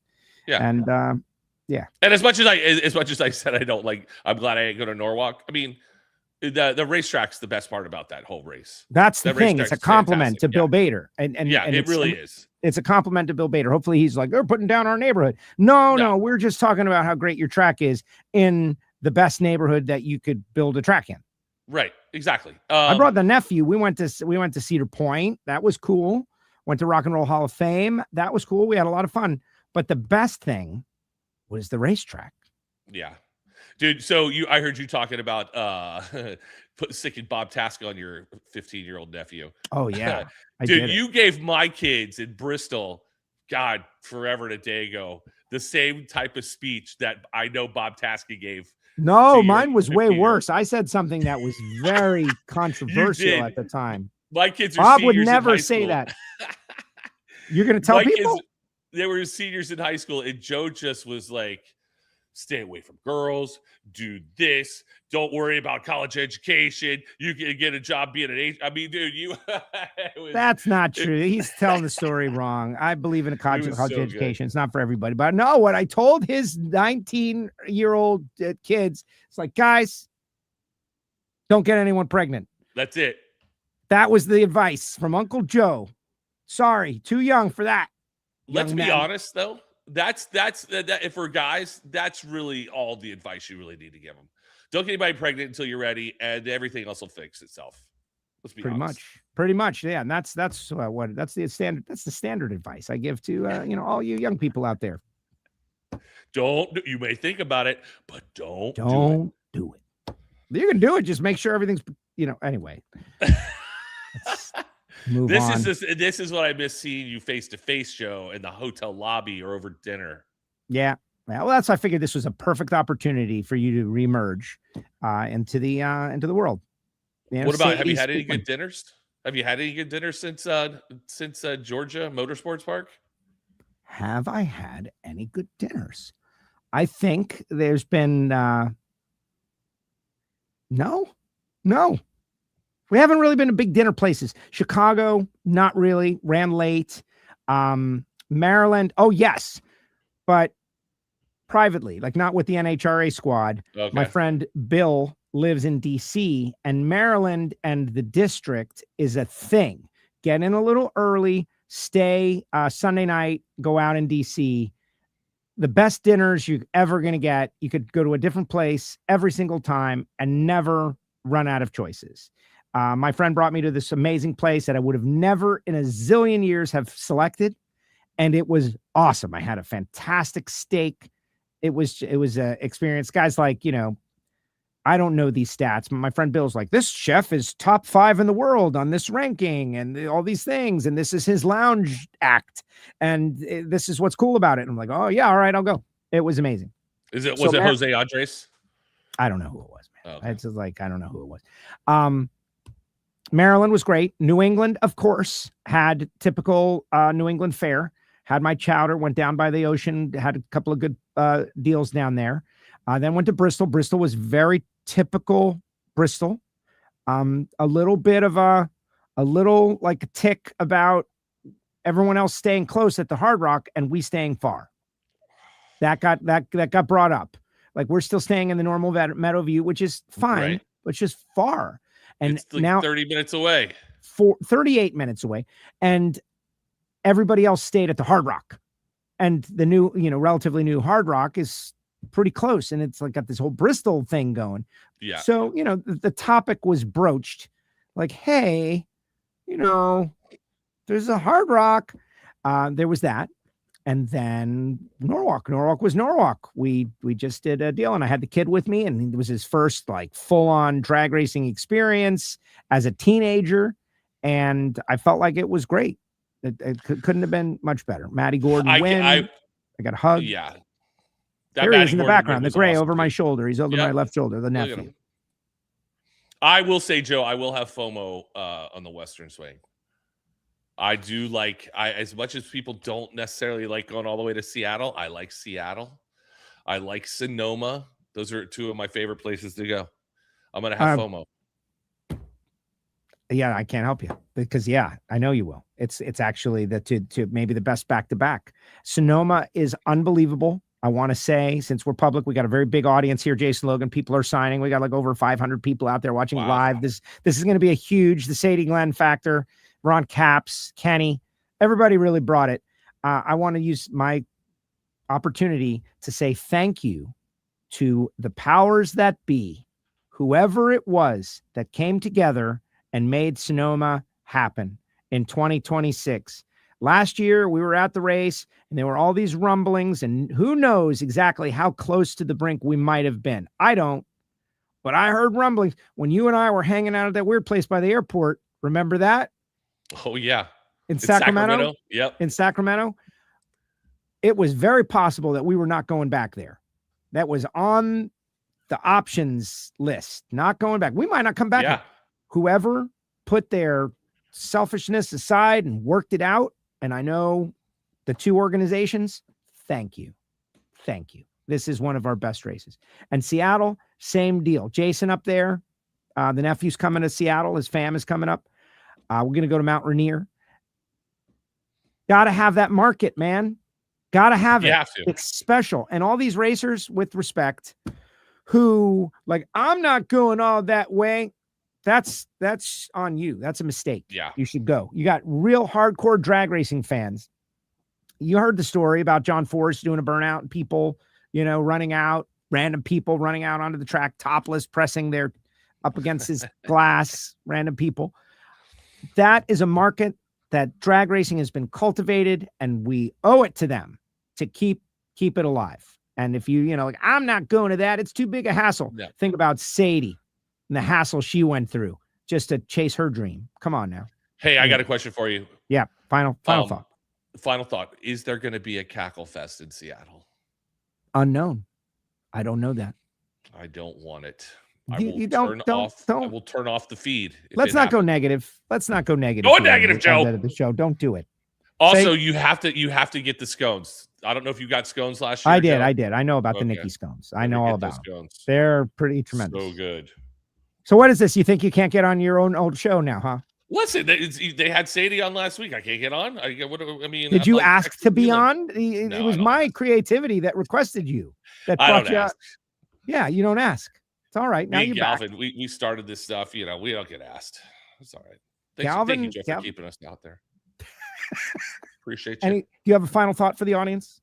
I do miss everybody. I listen. I don't miss all the travel. I got to be honest with you. It's tough. No, it is. I got a 15-year-old here that I really kind of like looking at and like watching grow up a little bit more. So that's kind of cool. Over 25 years, Joe, of being out there. That's a long time being in someplace. Quarter century. Yeah. A third of NHRA's entire existence. I should get a Diamond Wally just for that. But you know what I have, Joe? What? I got this. Whoops. And I can tell you care greatly about it. John Forrest. Whoops. Got that. All right. Hey, man. It's good seeing you. Likewise. I know you and I talk a bunch, but still, it's good seeing you. This is on the air, man. This is different for the whole world to see. And Sadie, loved seeing you. And I'm glad you came on. Thank you for making the time. I know you are busy. But this needed a little... I'm not enough sometimes. A little extra emphasis, and you helped bring it. So I appreciate you. Anytime you want to talk to me, Joe, I'm here. All right. Thank you very much, Jason Logan. There he goes, Jason Logan. Goodbye. Tremendous. The originator of Life's a Drag. And they'll be on tomorrow, 12 noon Eastern time. And yeah, this show went a little longer, but I am okay with it. We had Ron Capps. We had Kenny Labansky. We had Sadie Glenn. We had a deep dive into Top Dragster. We'll bring it all. We will bring it all. Big thanks to Marvin Rodak, RodaxCoffeeandGrills.com. Guys, if you like coffee, hot sauce, spice rub, go to RodaxCoffeeandGrills.com. Marvin Rodak, just like that. Frank Hawley's Drag Racing School, the Dragster Adventure. You can drive a dragster. Why does Sadie want to go through all that? Why? Call Frank, do the Dragster Adventure. You'll get a little taste. Just that simple. Our friends at Bernie Speed Shop, BURNYZZ.com. Hit the website. Buying and selling on consignment. If you've got a special car and you want it sold, call Josh Hart and his team. Folks at Foggett, get a can of Foggett at Summit Racing Equipment. Obviously for the inside to protect your engine and your finely done cylinder hone, but it works on everything. You'll find a zillion uses, and it's a great way for you to support the show and the sport, and you can buy something at Summit just like that. Our friends at HusseyPerformance.net, not just copper gaskets anymore. David Allen and the team, give them a call. Of course, Redline Synthetic Motor Oil, Larice Motorsports Insurance. Thank you, Larice. Total Seal Piston Rings. When was the last time you listened to Hidden Horsepower? TotalSeal.com. FTI Performance and DPFX Fit, the Jesse Converters. Thank you, guys. Remember, Life's a Drag on tomorrow, 12 noon Eastern time. Thank you, Sadie. Thank you, Jason. Thank you, Kenny. And thank you, Ron Capps. WFO, guys.